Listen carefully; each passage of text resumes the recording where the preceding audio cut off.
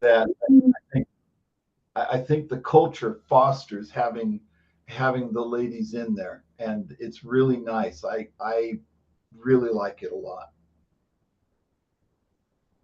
Yeah, and it's quite different, I find, in different astronomy clubs where I give presentations as well. Some of them are, 30% female, and others are like 5%.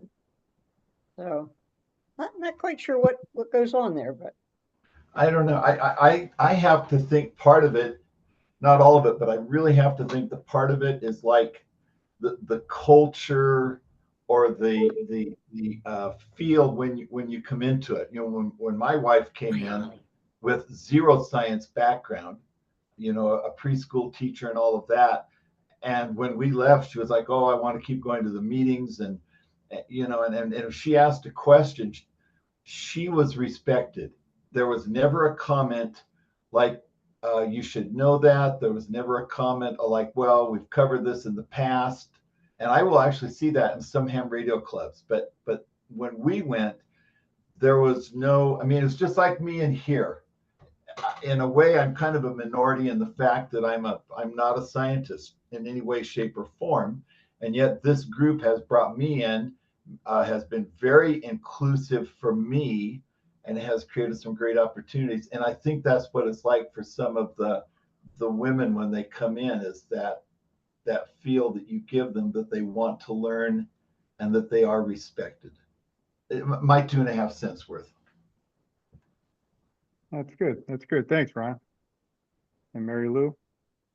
All right. I think we've pretty much got a quorum here. Before we get going too far, I want to share my screen because we have in our midst today a new author from the Leagues on the Air magazine. Actually, it's I think your second article, if I remember, Mackenzie, because you did one on the solar eclipse QSO party last year. So we do a screen share. Turn this nonsense off, and there she is. She not only wrote an article, but they chose her article for the cover. that's Wonderful. Wow. very nice. Yeah. Congratulations. Whoops, Thank you wrong so one. much. Wrong click. Yeah. There we go. There. That's Yeah, a it was high only five. about a year or so in the making, and they were like, "Hey, we're finally ready to publish this," and I was so excited. So yeah, it's awesome. Is That's that rulers? fantastic. What do you got in there? Measuring tapes, we cut them up. Cool. Oh, the measuring tape antennas. Yeah. Yes. Kudos. That's just really, really nice. Yeah, a lot of photographs and step-by-step instructions too, which is what they like for these articles. This is great. Yeah, that was it. So Mackenzie, did you just do that yourself, or did you have club members do it, or how did you present it before? Well, when I started doing this, when I had the ODU Amateur Radio Club, it was kind of in the making still, so we didn't have any club members actually make this. I actually got the idea for Hearst Amateur Radio Club, and I got their permission to kind of publish this with their name in it. And it was kind of a trial and error, really. It took me a long time to figure out, like, hey, what should I do to like tweak this a little bit? What can I do better? And obviously, I had some help with my parents, kind of getting the materials and everything and showing me what I could do better or what I shouldn't do. But that was pretty much it. Like I said, it was about a year, I think about a year ago I started, and then they were finally like, "Yay, we'll publish this." And I was like, "Yay." So it was really exciting. And I was really excited to be on the cover too. They actually sent us some copies, so I might hang those up.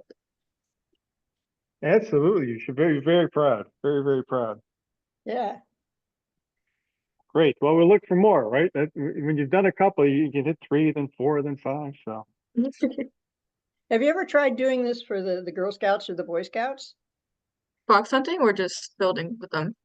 Just building this particular one, since it No, seems to be. We haven't tried to do any builds with them yet, but that is a good idea because they do really enjoy fox hunting. Yeah, and it could be they just do it once, they never come back again, but they might, or they might tell their children someday. Right. Do this. It was great fun.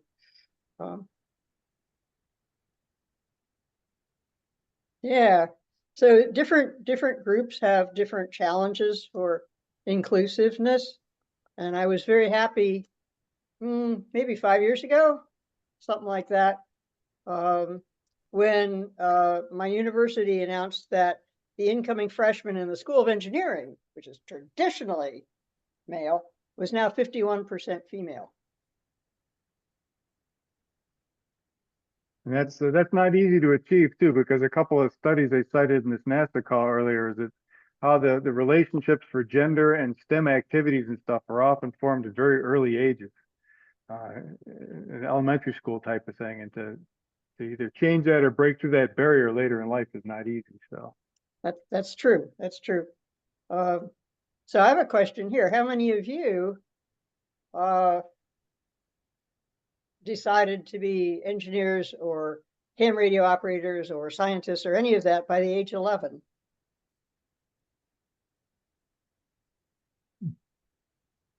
Nobody? Yeah, I'm sorry, me- say that again, Mary Lou. So one study I read said that many people, and I don't know how many was, have basically decided by age 11 whether they are going to be engineers or scientists or that sort of thing or not. Yeah. And I've that's heard it was somehow a major I've heard age. it was a little bit later than that, Mary Lou. I mean, we used to 13? have What do you want? presentation for management, and it was usually around 13 or 14 were the most formative years. In fact, there was a book that was written, or at least the presentation was "Who You Are is What You Were When," and it was focused around the ages of 13 or 14, where you sort of form your values and your career goals. So Right. I'll see if I can find it in the Well, archive here. Mary Lou, I could claim to be guilty. Yeah, I could too. I was I like think me around as well. Two of 6. you. Were you in a radio club by then? That's a little young No, for but I that, was guess. putting circuits together at 6. Whoa. I know I was taking things apart by 11. Whether or not I could put them back together is another story. Yes, And- my parents' basement was filled with pieces of things that I could never get back together. Never. And that's interesting because I was very interested in medicine. I can remember reading books about medicine that my parents were surprised I could even get through. And I was very interested in marine biology, going to the ocean and studying animals. And that stayed with me all the way through high school and into college. And then I got started in ham radio and found out that it was another branch of science I loved. But yeah, I'd say at around 9 years old, I was really showing an interest in medicine and marine biology and into it and doing a lot with it. Ron, you weren't living in Utah then? No, I'm a California boy.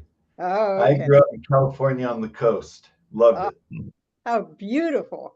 Oh, Oh yeah. Yep. We used to go down and get abalones off the rocks, go out and go deep sea fishing.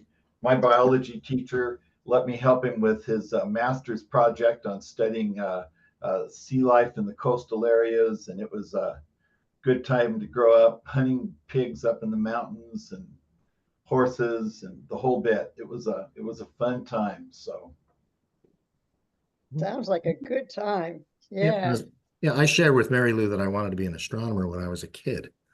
And my mother always told me that if they ever send somebody to the moon, she wanted me to be the first to go. Did she thinking of Elon Musk who says he wants to die on Mars, but not on impact? I remember that book by Robert Heinlein, that short story. I don't remember which one it was. Requiem for something about the gentleman that just wanted to pass away on the moon. It's a very famous story by Heinlein. Don't know that one. All right. Well, I'm going to steer the conversation a little bit back to the ham science stuff. Actually, I was going to hit you up for a couple of topics, Nathaniel, real quickly. You have maybe do you want to do your announcement on the W3 USR? You've got some times and events picked out for the 25th next month, right? Yes, we do have some times and events picked out for next month. So October 25th, it's a Friday. We are going to have a station dedication for W3USR. And I have just, as of like 10 minutes ago, put together a website with the information on it. Oh, wow. And I know this is hot off the presses. So here it is, W3USR station dedication. And so please join us for the dedication of the W3USR amateur radio station on Friday, October 25th. And it was built with a generous grant from the Amateur Radio Digital Communications Foundation with additional support from Dr. Mary Lou West, KC2NMC, Mr. Ed Hayes, N6XEM, Mr. Jeff DePolo, WN3A, DX Engineering, and the United States National Science Foundation. And so the program is on Friday, October 25th at 3:10 p.m. There's going to be a free public lecture and dedication ceremony that will be presented by myself along with some of our students. And we expect some representatives from ARDC to be there. At 4:15 p.m., we'll have a light reception, poster session, and open station hours.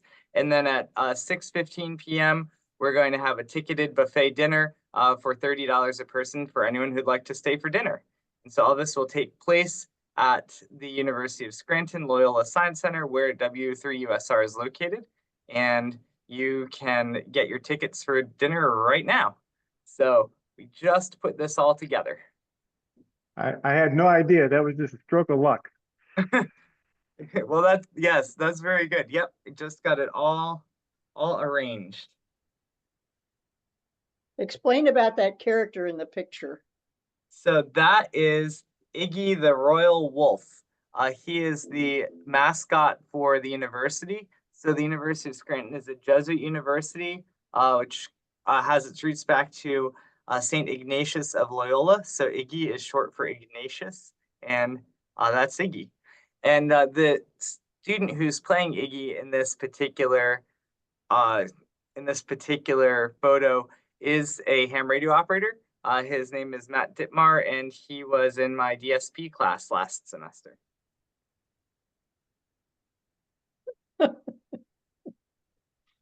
It looks really nice, Nathaniel. It looks really cool. Thank you. So yes, anyone who'd like to come, please let me know. There's a hotel right next to the university. If you would like to stay here, if you're just driving in for the day, that's wonderful too. But we're very excited to put the station on the air and bring everyone together for this. And the hotel has a special Scranton rate, which will save you like $10 a night or something like that. So I've got to, That's if you're right. interested. If you have any trouble getting the Scranton rate, just let me know and I can give them a call for you. But I think if you just say you're here for the University of Scranton, they should give you that rate. And that's the Radisson Lackawanna. That's pretty slick. So so yes, the Radisson Lackawanna is an old train station, and it's absolutely beautiful inside. We had the HamSCI workshop here 2 years ago, and it's got this really neat lobby with really great Tiffany windows, and the hotel is just a very, very, very short walk from the station, the ham radio station. So here's the hotel over here. You can just walk across this little bridge, and the ham radio station's right over here. It's maybe like 0.2 miles or less.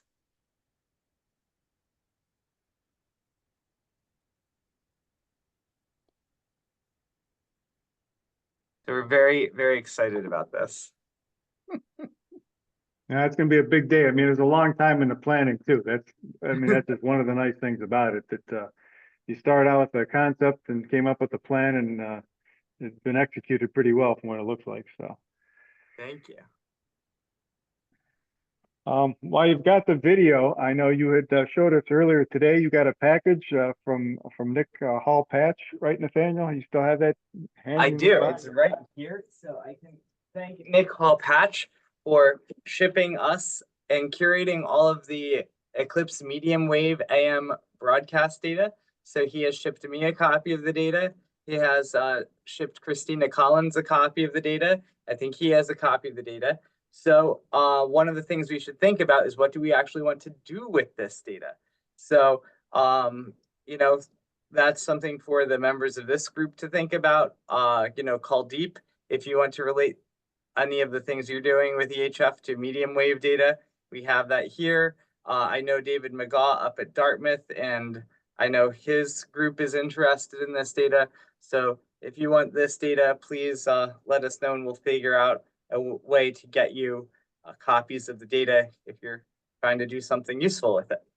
And so thank you very, very much to Nick for working on this. I can tell you we made this similar pitch this morning at the Grape Telecon, and I know that David Kasdan at Case Western said he has an undergrad student that's interested in working on this.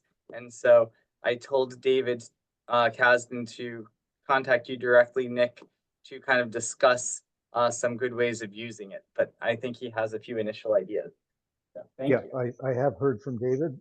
We'll have to discuss further what we're going to do with it. There's also a fourth copy that we have online, but hopefully at least the eclipse data where we did see effects are going to be uploaded eventually to Zenodo, but that all has to be sort of described and so forth so that we have a package for each individual that had good data. But that's all coming. It's just for both the 2023 and 2024. That sounds really, really good. Thank you for Okay, sharing this. This is, sorry. Go ahead, this- Kuldeep. these are at what frequencies when we say medium wave? These are actually, it's using AM broadcast band stations between 530 kilohertz and 1700 kilohertz. And these are like broadcasters. So what we're looking at is the carrier signal strength and whether or not there's any Doppler shift on it during the eclipse. And of course, being able to compare it, a number of the data sets also have sunrise and sunset, and also comparative periods in a previous day or the day after. So anyway, to answer your question directly, 530 to 1700 kilohertz. Okay, thank you. I have seen some of the Doppler shift data, but at high frequencies. So thanks for sharing that. Nick, how many people observed this? Okay, off the top of my head, in the 2023, I think we're looking at about in the order of half a dozen that would be in the western part of the United States and Canada primarily, maybe a few more than that. We're looking at maybe about 15 in the 2024 eclipse. We also have data from Europe and North Africa, because at the end of the eclipse, the North Atlantic was briefly dark, so that there was, but sunset had already occurred in Europe and North Africa. So there was actually a signal path from North America through to Europe. So yeah, I think we're looking at about 15, and this is I mean the total number of participants was a couple of dozen, maybe a few more in the 2024 eclipse, and probably about 15 or so in the 2023 eclipse.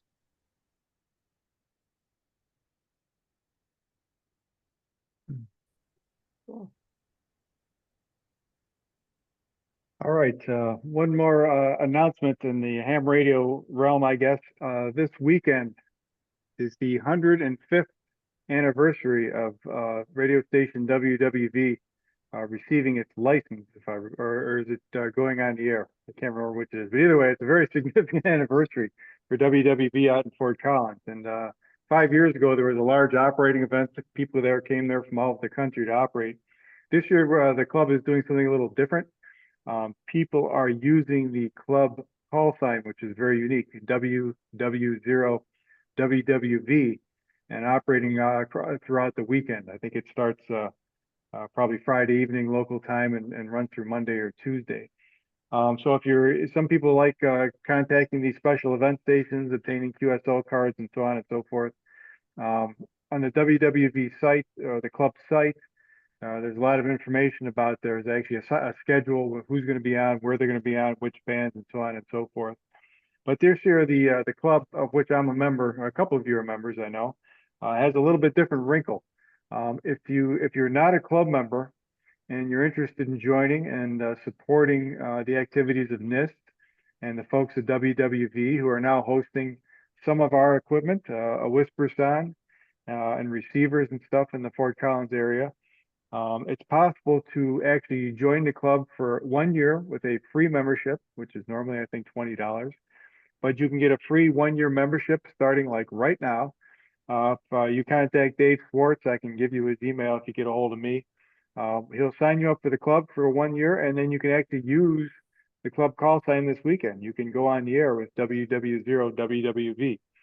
I know some of the people who've done it on the voice modes in the past attract a lot of interest, a lot of attention, because everybody seems to know WWV. It's pretty much ubiquitous in the ham radio and shortwave listening communities, and a lot of people get drawn into some long conversations, very interesting ones about when they first heard WWV or what it meant to them, and so on and so forth. So many of the operators in the events will bone up a little bit on WWV's history, so they can discuss that with whoever they may be talking to. So let me take a quick peek at their website. So that's the wwwarc.org website. It talks about the club a little bit and the first anniversary event, and a little bit more how to get involved. There should be a link under events. Let's see here. I see March 23 and I see the 103rd anniversary. I don't see anything on the new one. I'll have to ask Dave about that. Kind of surprised. But anyhow, enough, I guess. Yeah, we have a club meeting this evening. More details should be revealed, but True. another interesting thing that'll be coming up is that they are supposedly working to repair the WWVB antenna today. Finally. Yeah, that antenna fell down. It was many months ago. It's probably 6 months ago. So David, it's been quite a while. Back in April. Yeah, it's interesting because they've had the necessary materials to repair it, but it took this long to get a professional tower climbing crew out there because the government will not let the staff at WWV do the climbing any longer. So it's been quite enough. But tonight we are supposed to get an update on how that went today too. So that'll be interesting to hear. Totally different topic. Rob, I'm not sure if you want to say anything about the antenna group that is going to be working to help us figure out the configuration for the new antennas for the new grant next year. If not, I can put that groups.io page up there pretty quickly too. Rob might have stepped away. Let me do a screen share.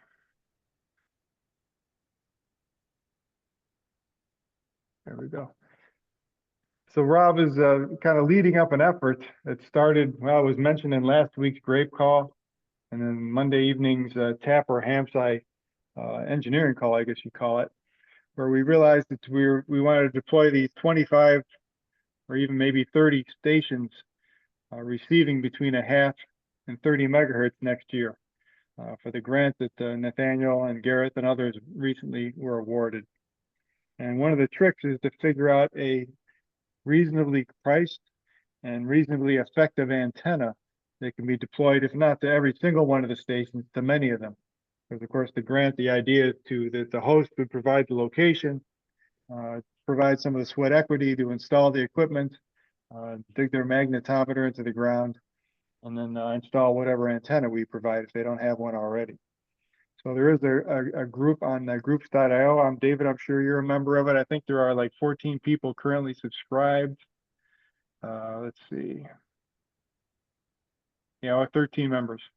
Currently got 13 members. So if there's some interest in helping HamSCI figure out the best antenna, we've had a couple of suggestions come in from as far as Europe, from PA0RDT, from Tim at DX Engineering, and a few other places too. So that's kind of that's just getting started. The challenge is anytime you get N number of hams in a room talking about antennas, you probably end up with at least N factorial opinions. So Rob and others, I don't envy their challenge of wading through all that, but I'm sure they will succeed and come up with some good recommendation in the end. Any comments or questions on that on the antenna project? Yeah, so essentially what you're looking at is a common antenna for all these sites. But the antennas are not sort of being compared with antennas, like an antenna at one site compared with an antenna at another site. The reason I'm asking the question is that, let's, for example, say that you're using a PA0RDT antenna. That's really, really dependent. Its response is really, really dependent upon its actual physical placement and the ground conductivity and so forth beneath it. And, so it would be very difficult. It makes perfect sense to compare it with itself over time, but it doesn't make sense to say, well, we're using the same antenna at two different spots and therefore they're comparative. But I'm sure that that's been addressed. That was, I think, like the drive of this is to look at each individual location over time rather than comparing locations with each other. Is that correct? Well, I think everything you said is probably valid, Nick, but I think what we're trying to do here is just for practicality for the stations that are being supported by the grant, we want to have basically a single kit that we can ship out to people. And we just say, they say, okay, here's our location. We have a uniform set of hardware that we're setting out, and we're trying to identify what antenna is the best option or the best compromise that meets those goals. And similarly, we have a lot of people that come to us and say, okay, what type of antenna should I put up? And of course, if you ask 10 different people, 10 different ham radio operators, you're going to get 12 different answers or more. But we still want to have kind of a starting point that we can say, okay, for, $300 or less, here's something that will get you started that we know meets all the basic requirements. And so we are aware that it's not going to be perfect at every site, and not every site is necessarily going to be comparable to every other site, but we need something that lets us do the best we can. Yeah, okay, that sounds perfectly reasonable, and you're aware of the of the difficulties in comparing antennas at different sites, which of course applies to it's why there's so many shall we say, heated discussions between amateurs on about different antennas, because all their antennas are at different sites. Anyway, yeah, thank you very much.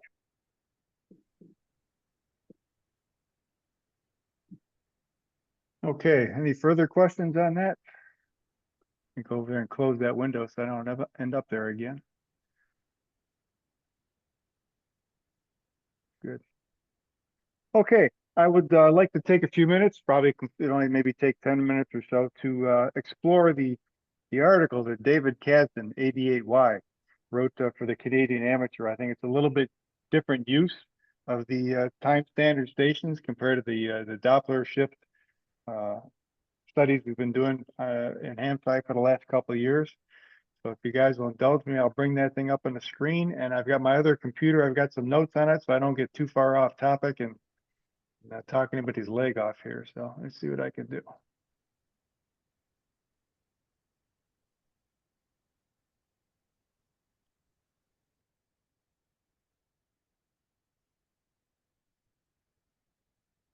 Okay, so the article is entitled "The 2024 North American Solar Eclipse: WADDU, HamSCI, and the CHU Along the Path Measurement Project." And as I said, it was written by David Kasdan, 88Y. It was very nice to Finn, I think, to give not only the Case Radio Club, but also HamSCI and stuff and credit in the title. David's been a long supporter, and a very creative contributor to a lot of what HamSci does. And it's nice to see him to bring us into that. So the magazine that he published this in, it was called The Canadian Amateur.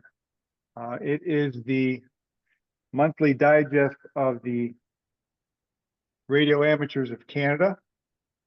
And so you might ask, well, why is this American publishing an article in the Radio Amateurs of Canada? I think there were some pretty good reasons. I think the main reason was that the CHU, their Canadian Time Standard Station, was the frequency standard station used for the study.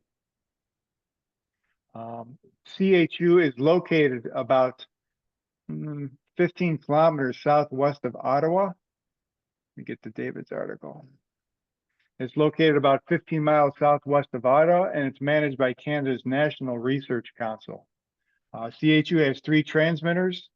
The 2 of them, the roughly 80 and 20 meter transmitters, are at 3 kilowatts, and the roughly 40 meter transmitter is running at 5 kilowatts. CHU and the National Research Council is very up on things, where they have a nice online status page. If the systems were to go down, one or both or all, you can check in with the NRC and find out what the status is. Because if you can't hear them, you always want to make sure they're transmitting, I suppose.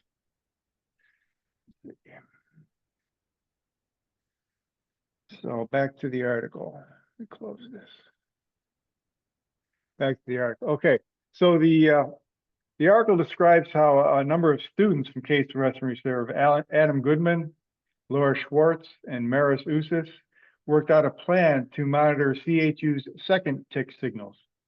CHU puts out a second tick of 1,000 hertz, of course, on the second, and their goal is to measure the received signal amplitude on each of CHU's 3 frequencies, and also the time of flight of the second ticks, time of flight between Ottawa and the various stations participating in the study. As David put it, he says it's similar as if that radar tick was a radar signal with a path length that varied as the height of the atmosphere changed.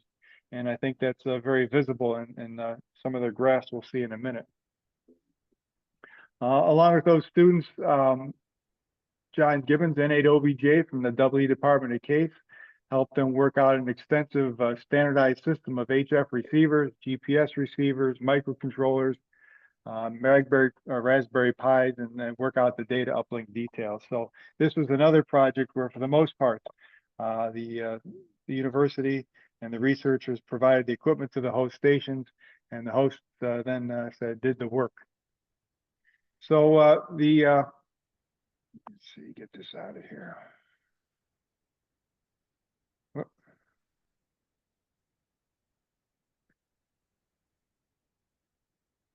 Too many windows. So this was the path that they were studying for the April 8th eclipse, and the stations, or the club stations that they got involved, were in Austin, Little Rock, St. Louis, Terre Haute, Cleveland, and then there's Ottawa up in the upper right-hand corner. Whoop. Oh no.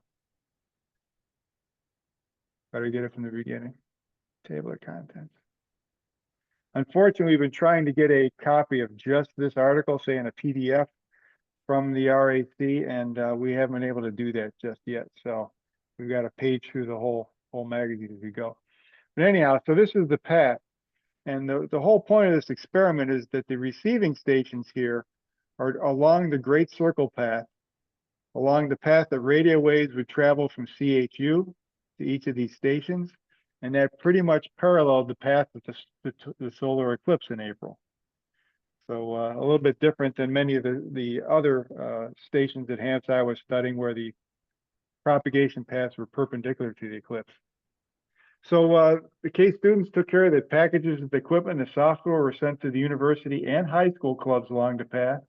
And also one of them was given to the Radio Amateur of Canada's Dave Goodwin up in Ottawa. He was their data control collection point. So on April 4th, of course, the eclipse came and went. We in Cleveland had a great view. And as the WA-EDU students, staff, and of course the whole university was out on the lawn, oohing and eyeing at the eclipse, It wasn't very long after the eclipse passed overhead, I understand, that the data started flowing in from these various stations. So the students put their heads down, got to their laptops, and started looking at the data. And sure enough, on all three frequencies, they determined that there was a distinct change in the received amplitude and in the signal delay from CHU as the moon's shadow passed the halfway point between Ostland and Ottawa, somewhere in central Illinois. According to David, the timing matched the prediction very well. So I think the most interesting thing about this article is the methodology that David and the team used to graph the results. So this is the day before the eclipse, one control day. And what this graph does is it's kind of he called it a raster plot. The vertical axis is time, UTC hour of the day with 0 hours at the top, and the day proceeding from top to bottom, 24 hours at the bottom. The horizontal scale is milliseconds.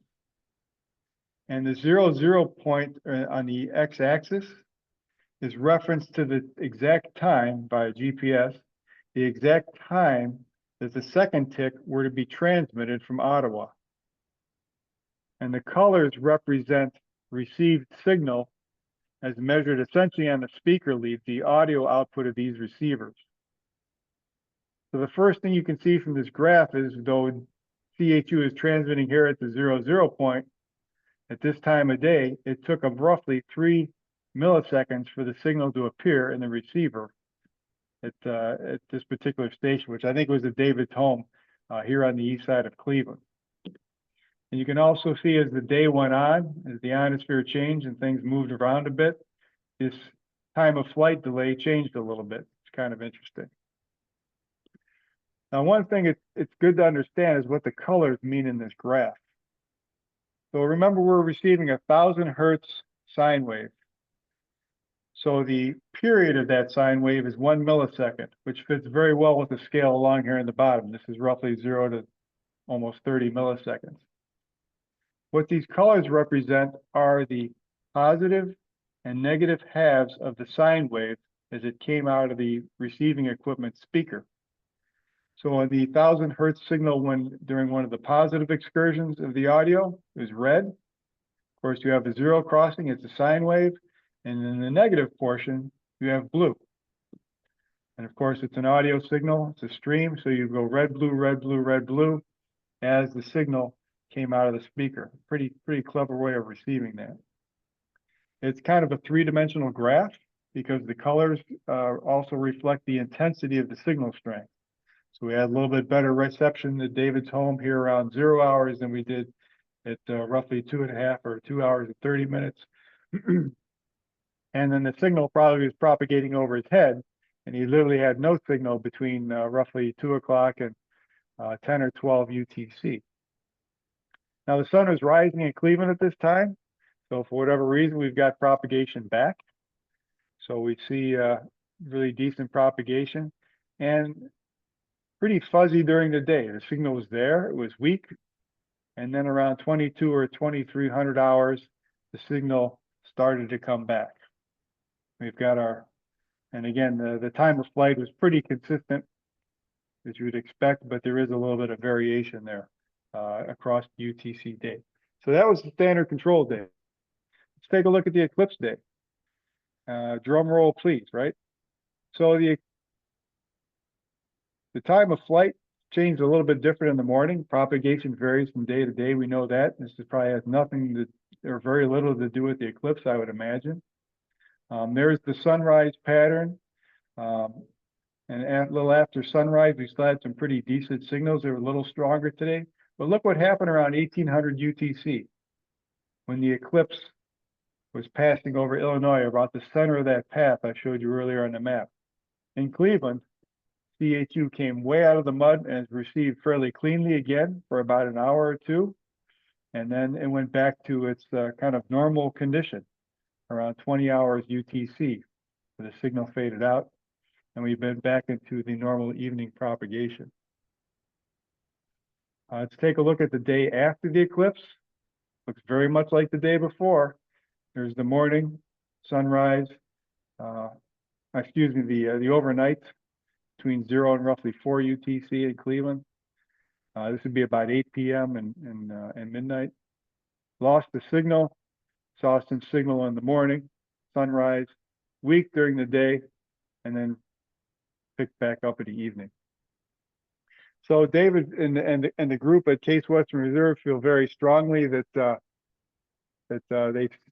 they've collected the eclipse effect. They found an interesting way to graph them, and what they tell me is they have about 2 terabytes of data if they want to get into the analysis at all 3 frequencies and all the stations that were receiving them. So I think congratulations to the Case group on coming up with an interesting experiment, number one, to executing it. I know they were working on those receivers almost up to the last minute.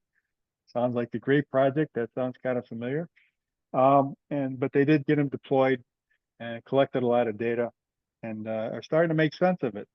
So that's about all I've got on that. Any questions? I'm not sure I can answer them.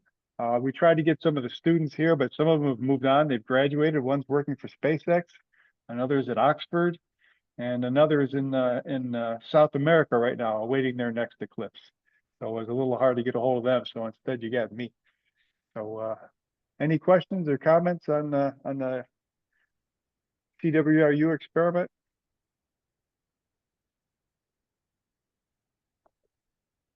That I thought, like I said, to me, the most interesting part is the different methodology and graphing and looking at the data. Quite a bit different. Yeah. Yeah, I Anything think I've that's seen really, before. really nice. Yeah, the time of flight is a really good idea. It's very, very clever. You know, being able to use, you know, the broadcasted signal, which is well defined. Yeah, that's amazing. Is there, you were saying you were trying to get a PDF copy of this. If you do, you know, would it be possible to distribute it, or should I just try and? I'm not an RAC member myself, but I'm sure I can find somebody who is if I to get a copy of it. Thanks. No, what I would hope to do, I asked David to contact the folks at the RAC to see if we can get an agreement to at least post that article on the HamSCI website. I always hesitate to do that when the stuff is copyrighted material unless we've got a release.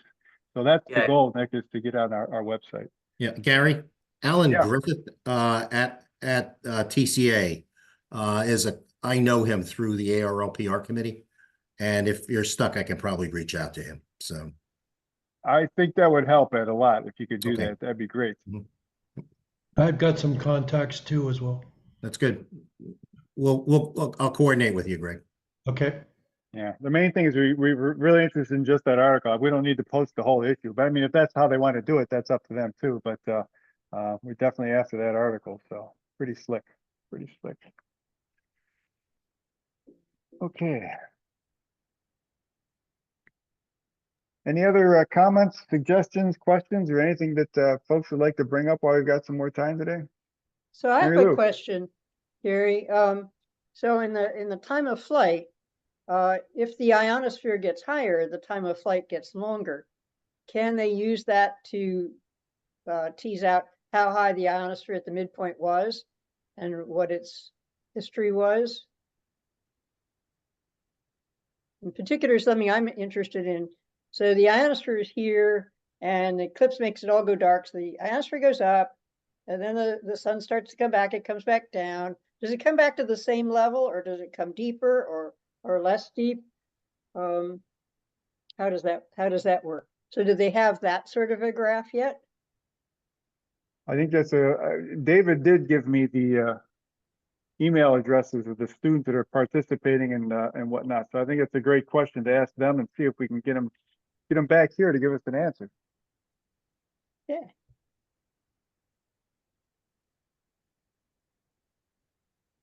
Speaking of which, maybe we can do this offline too, but speaking of time of flight, I haven't seen or heard from Steve Serwin lately. I hope he's doing well. Or Steve, if you're watching these recordings, know we're thinking about you. Because Steve has contributed quite a lot over the years, and I kind of miss his participation in our various calls and whatnot. So hopefully he's doing well. I agree. I've been meaning to call him. He's been on my list of people to get in touch with again. That was a nice article. Thanks for sharing. I have one or two things to share. Can I share my Sure. screen? Yeah. So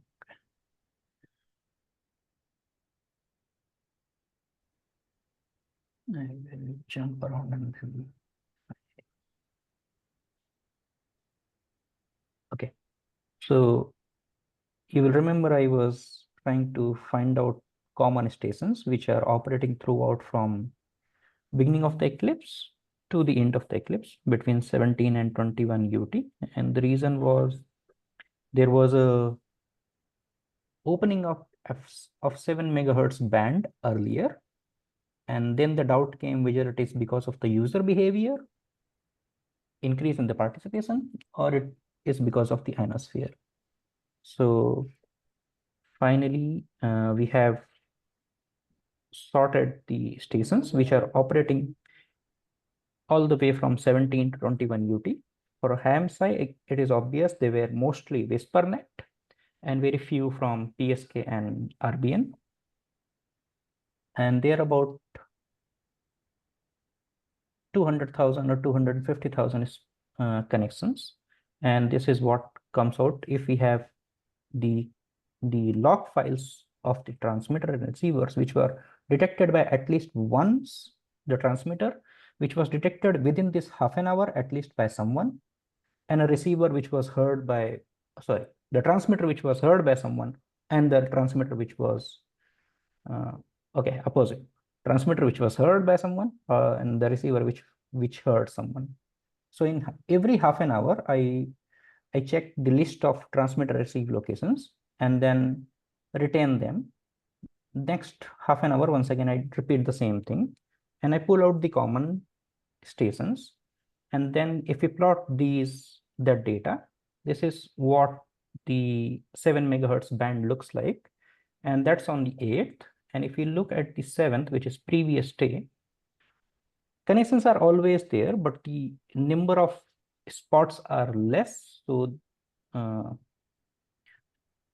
there is increased connections or increased spot count. You can say more connected 7 megahertz band was there on 8th because of the ionospheric impact. That's clear now. Now, because you can see it, there is an enhanced activity here, but on 7th, that enhancement did not appear on the previous day. If we have the same time interval and choose the same methodology. Now that is one part. Second part, which I don't understand, I will ask you or some of you know, this WhisperNet, when I plot them, I see this gap coming at around every UT, say 18, 17, 19, 20. So is it because of there is some time clock when we are trying to have the multi-band reception and transmitter, that the clocks are so synced that at 19 UT we don't have the operations, or it is totally random? I mean, every every hour there is some gap. So is it because of the sync, or is it because of the operation, the way WhisperNet network is? It clocks something, or they are random in receiving and transmitter? There is no clock sync, and I should not expect this gap at each one UT. Does that only happen in It happened on both previous day, which is 7th here. right?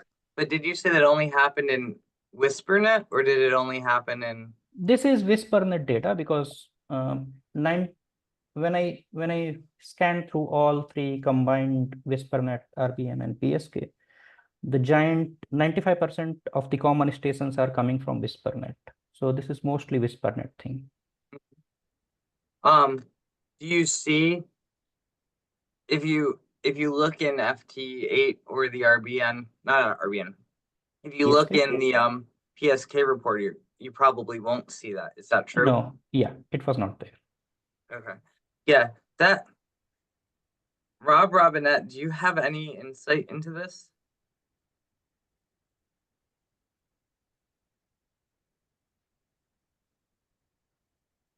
There's nothing that I know of that should cause this.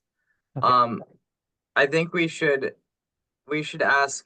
get Rob Robinette's opinion and also Bill Engelke's opinion. Okay.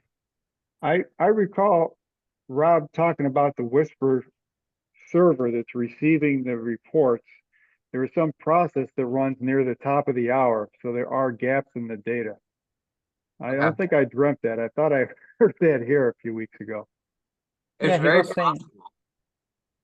And he suggested a different source, his buddy in Australia down there, which his server does not have this anomaly. But either Rob or Gwen Griffiths would be familiar with that.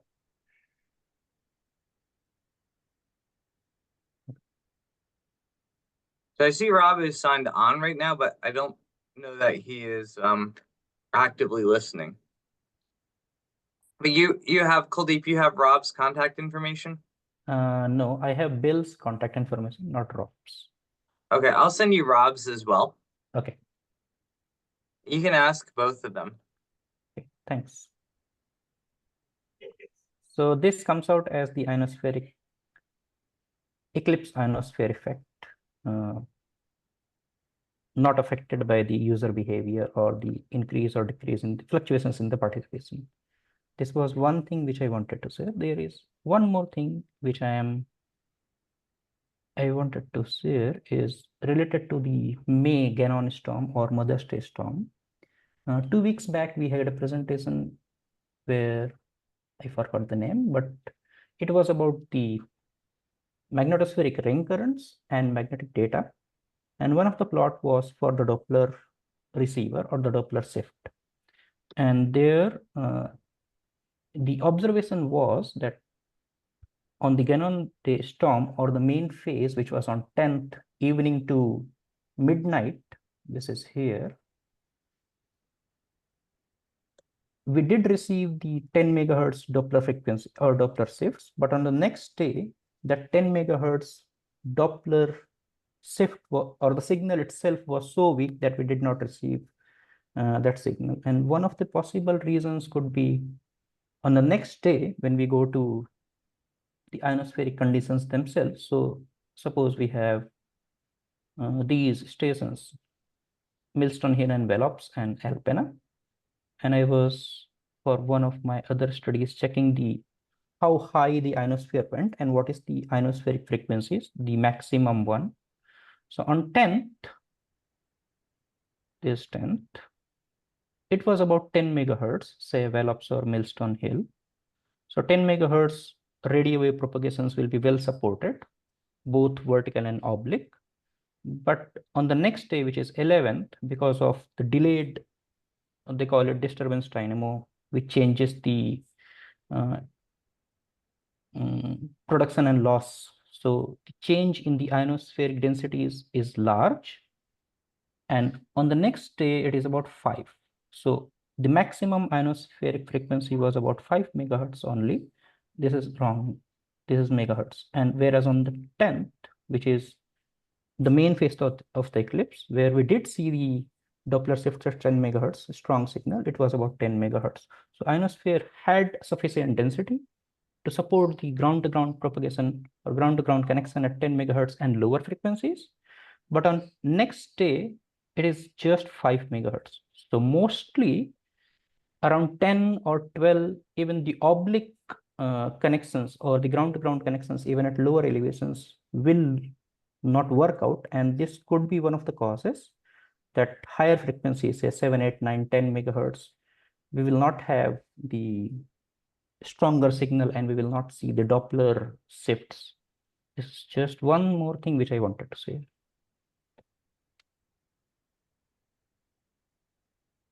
So on 11th, we have the weaker conditions. So higher frequency modes, when I say higher, even 7, 8, 9 megahertz will not be supported.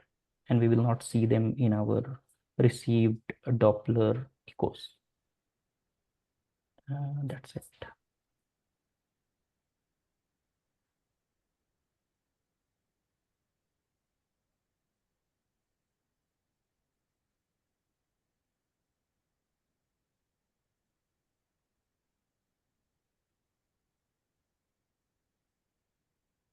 I think you're muted, Gary. Yeah, you are muted. Oh, sorry. That was, those graphs were then, that was using, ionosine data, right? Yeah, Those, dear okay. ionosons. That was for the maximum frequency of the ionosphere. FOF2 is the term. Yes. And it says, I mean, for vertical sounding, what maximum frequency we can have the connections.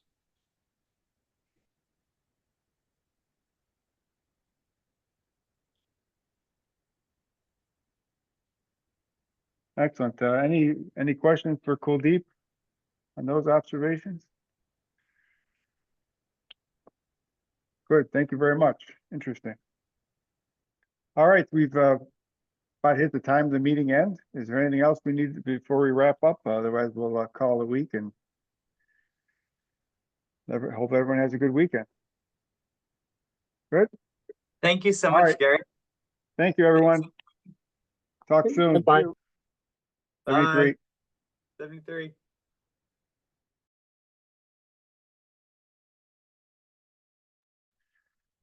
Ah, good grief.